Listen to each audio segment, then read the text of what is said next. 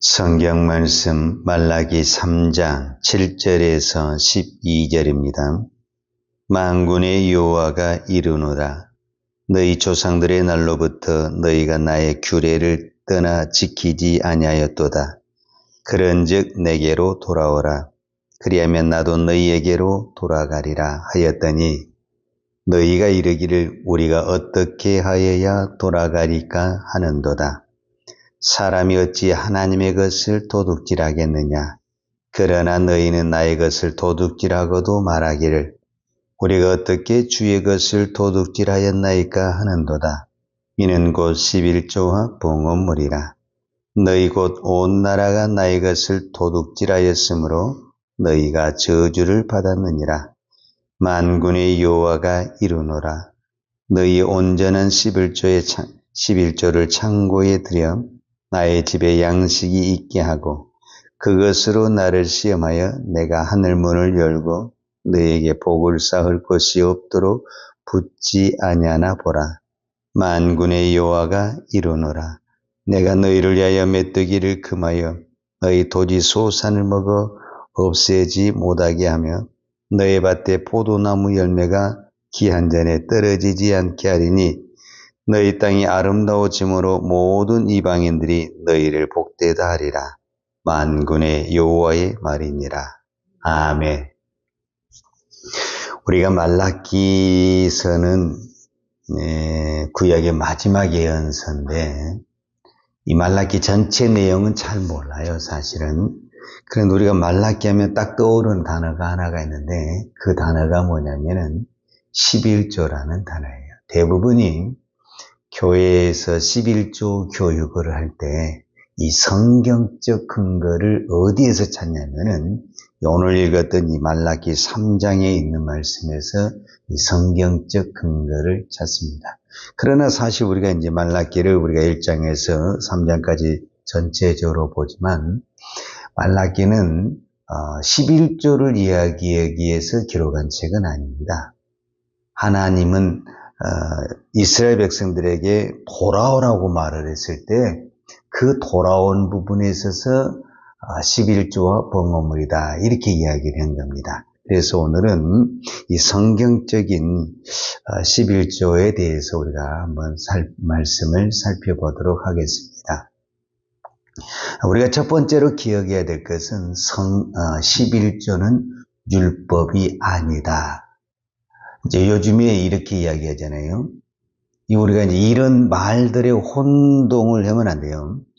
구약은 율법의 시대고 신약은 은혜의 시대니까 율법의 시대에는 11조를 했는데 우리가 이제 은혜의 시대에 살니까 11조를 안 해도 된다. 이렇게 이제 펼치는 사람들이 있어요. 그런데 우리가 그렇게 말하는 의도가 뭘까? 이렇게 한번 또 생각을 해볼 수 있고, 우리가 정확한 성경적인 그 근거를 가지고 이야기하자면은, 11조는 율법은 아닙니다. 그래서 율법의 시대하고 전혀 상관이 없다. 왜 그러냐면, 11조, 율법은 모세에게 하나님이 주신 거거든요. 그런데 모세 이전에, 모세는 출애굽기 사람이라고 말을 했을 때 모세 이전에 창세기 아브라함 때 11조에 대한 이야기가 나오거든요. 그렇기 때문에 11조를 우리는 뭐로 보냐면 언약으로 봅니다. 언약. 그러니까 모세가 만약에 11조를 받았다, 11조의 그 말씀을 받았다 하면 이거를 율법으로 봐야 맞죠. 그러나 모세 이전에 아브라함이 이거를 받았기 때문에 아브라함은 하나님과 언약하는 거거든요. 그래서 우리가 언약의 백성으로서 하나의 받은 징표가 뭐냐? 그것이 11조다. 이렇게 말할 수가 있습니다. 창세기 14장과 15장에 이 사건이 나오게 되는데 창세기 14장에 보게 되면은 그때 이제 아브라함의 조카 롯이 소돔에 살고 있었습니다. 그런데 소돔에 전쟁이 일어나가지고 롯과 함께 그 모든 재산을 다 빼앗기게 됐어요. 이 소식을 들은 아브라함이 자기 오늘 우리로 사병이죠. 자기 군사 318명을 동원해서 그 연합군을 추적해서 그 빼앗겼던 모든 재산과 그 롯을 다시 구출해내게 됩니다. 내고 이제 돌아올 때 환영을 하는 사람이 두 사람이 나타나는데, 한 사람은 멜기세덱이라는 제사장이고 이제 한 사람은 소도망이 나타나게 됩니다. 이 멜기세덱이 누구냐면은 하나님의 제사장으로 나와 있는데, 이 사람이 이제 아브라함에게 축복을 할 때, 이때 처음으로 아브라함이 그 전쟁물에 얻은 것의 10분의 1을 그 제사장에 드리면서 이제 11조가 나오게 되는 겁니다.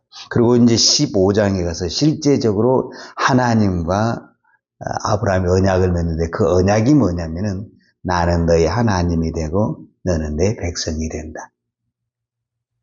그러니까 11조는 언약의 증거입니다. 언약의 징표다, 이렇게 말할 수가 있습니다. 그 다음에 이제 오늘 우리가 본문으로 와서 한 가지 또 생각해 볼 수 있는 것이 뭐냐면은, 오늘 본문 우리가 말라기 3장 7절에서 12절을 읽었는데, 3장 7절에 보면은 만군의 여호와가 이르노라, 너희 조상들의 날로부터 너희가 나의 규례를 떠나 지키지 아니하였도다. 이스라엘 백성들이 왜 하나님을 떠났는가? 그 이유가 있습니다. 이제 우리가 성경에서도 그렇고 우리가 신앙생활의 그 삶을 봐도 우리 가운데도 하나님 앞에 더 가까이 오는 사람도 있지만은 반대로 하나님을 떠나고 교회를 떠나고 믿음을 떠나는 사람들이 많이 있잖아요. 그러면은 분명히 지금 그 떠나는 사람들은 반드시 뭐가 있습니까? 이유가 있다니까. 떠날 때 그냥 떠나던가요? 다 이유가 있어요.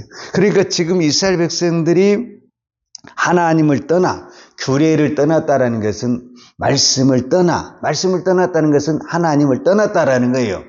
그럼 왜 떠났냐? 그 이유가 있습니다.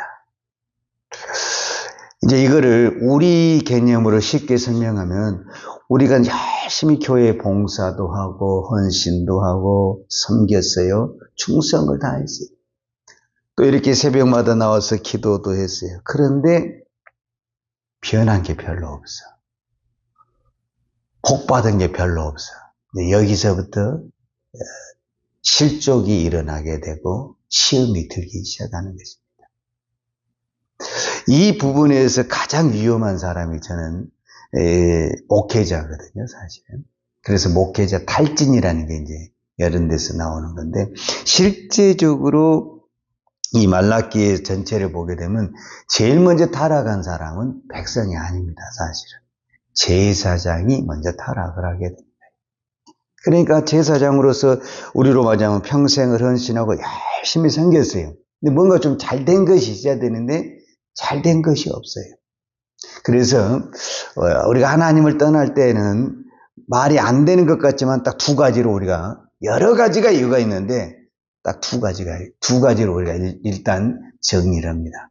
오늘 제가 그 두 가지를 간단하게 말씀을 드리면, 첫째, 믿어도 기도해도 예배드려도 봉사하고 헌신해도 안 돼. 이제 여기서 시험이 들고 실족에서 떠나는 경우가 있어요. 그 다음에 두 번째, 너무 또 잘 돼. 사람이라는 게 너무 잘 돼도 하나님을 떠납니다. 그러니까 우리는 너무 안 돼도 하나님, 이 말이 좀 안 되지만은, 안 된 사람이 또 너무 잘 되잖아요. 그럼 이제 하나님 필요가 없어. 지금 이 시대에 이런 현상이 지금 우리에게 많이 나타나고, 너무 잘 돼. 하나님 있는 게 우리 오히려 더 불편하고 부담스러워. 그냥 내 마음대로 살고 싶어. 왜? 지금 내가 무슨 걱정이 있으면 그냥 잘 돌아가고 있어. 잘 되고 있어. 먹고 살만해. 이러게 되면은 또 떠나게 되는 거죠.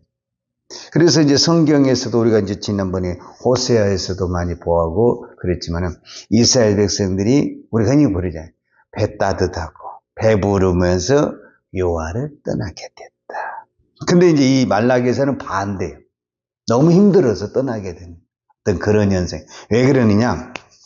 자, 말라기 배경이 바벨론 포로로 돌아왔어요. 바벨론 포로예요. 바벨론 포로로 돌아올 때만 해도 부푼 꿈을 왔어요. 근데 자, 70년 만에 돌아왔을 때 땅이 어떻게 돼 있겠어요? 좋은 땅이 있겠어요? 얼마나 황폐되고 정말 무너진 거잖아요. 집도 무너져, 성전도 무너져, 땅도 다 황폐해졌잖아요. 이제 이거를 다시 가꿔야 되니까 얼마나 힘들겠어요. 그런데 성전을 지어야 되니까 그 힘든 자기 일을 제쳐놓고 없는 돈을 모아서 일단 제일 먼저 성전을 지었단 말이에요. 그래서 성전을 봉헌도 하고 이제 부푼 꿈을 가지고 있는데 그래도 이제 믿음으로 살아보려고 이제 막 하고 있는데 안 돼. 차라리 바벨론에 있을 때는 그나마 먹고 살만 했는데 그거 다 포기하고 돌아왔는데 희망을 품고 왔는데 되는 게 별로 없어. 그러니까 처음에는 좀 참자, 조금만 더 참자 이렇게 했던 그런 마음들이 이제 불평이 나오게 되고 짜증이 나게 되는 거야. 그렇다고 해서 성전을 봉헌해놨으니 예배는 안 드릴 수는 없고, 그러니까 예배는 드리기는 드리는데 마음이 불편해. 그러니까 예배는 드리는데 마음이 불편하니까 뭐가 안 열리냐, 우리말로 지갑이 열리지가 않아. 딱 그런 현상이거든요. 그러면 이제 어떠냐? 그래서 병든 것, 저는 것, 왜 그런 것을 드리느냐, 하나님 앞에 이미 마음에 지금 병이 들어버렸어요. 그러니까 이런 현상이 나타나게 돼. 그래서 하나님 앞에 이제 돌아오라고 말을 하는 거예요. 그러니까 이스라엘 백성들이 뭐라고 하냐면, 우리가 어떻게 해야 돌아갑니까? 이렇게 말해요. 이렇게 물어본 사람은 안 돌아올 사람이에요. 돌아올 사람은 안 물어봐요. 대부분이 물어본 사람은 안 할 사람이에요. 안 할 사람이 꼬치꼬치 물어보고는 안 해. 이게 이제 제가 성경적으로 왜 그러냐면은 이게 마태복음 19장과 누가복음 19장에 보면 이 두 가지 비유가 나오거든요. 마태복음 19장에는 누가 나오냐면 이 부자 청년이라는 사람이 있어요. 부자 청년이 예수님에게 어느 날 찾아와서 내가 어떻게 하면 영생을 얻으리까 이렇게 질문을 하는 거예요. 그러니까 예수님이 먼저 율법에 대해서 쭉 이야기를 하니까 저는 그것을 어렸을 때부터 다 잘 지켰습니다. 이렇게 이야기를 하는 거예요. 그러냐. 그러면은 너의 소유의 절반을 팔아다 가난한 주에 나눠주고 나를 따르라. 그러니까 그 사람이 그냥 뒤돌아서 떠나버려요. 왜 그러느냐? 분명히 그 사람은 뭔가 하고 싶어서 왔지만은 막상 예수님이 말씀하시니까 안 되고 그냥 가버리는 거죠. 그게 이제 바로 물질 문제거든요. 근데 이제 누가복음 19장에는 똑같은 사건이, 이 사람도 부자예요. 근데 그 사람의 이름은 삭개오예요. 어느 날 예수님과 삭개오가 만났어요. 근데 예수님이 삭개오의 집에를 간다라는 거, 오늘 말로 우리가 신방을 간다는 거. 삭개오는 누구도 자기 집에 찾아오질 않아요. 다 이렇게 외면하는. 근데 예수님이 와가지고 오니까 삭개오는 너무너무 기분이 좋은 거예요. 그러니까 예수님이 아무 말도 안 했는데도 삭개오가 뭐라고 하냐면 내 소유의 절반을 팔아서 가난한 자들 놔주고 내가 남에 가서 토속한 거 있으면 4배로 갖고 막 자기가 막 이야기를 하는 거예요. 왜 그러니까 이 사람의 마음이 열린 거죠, 우리말로. 그러니까 아무리 내가 하고 싶어도요, 마음이 다져져 있으면 안 되는 거고, 마음이 열려있으면 하지 말라고 해도 아무 말 안 해도 합니다. 그래서 제가 이렇게 교인들을 이렇게 보면서 아무리 교육을 하고 자 성경에 11조가 나왔다, 주일 예배가 나왔다, 몰라서 안 합니까? 아니거든요. 이미 내 마음의 문이 닫혀진 사람은 네 하겠습니다. 거기서 대답해도 안 해요. 그는 아무 말을 안 해도 우리 마음에 하나님의 은혜가 있게 되면은 하게 돼 있습니다.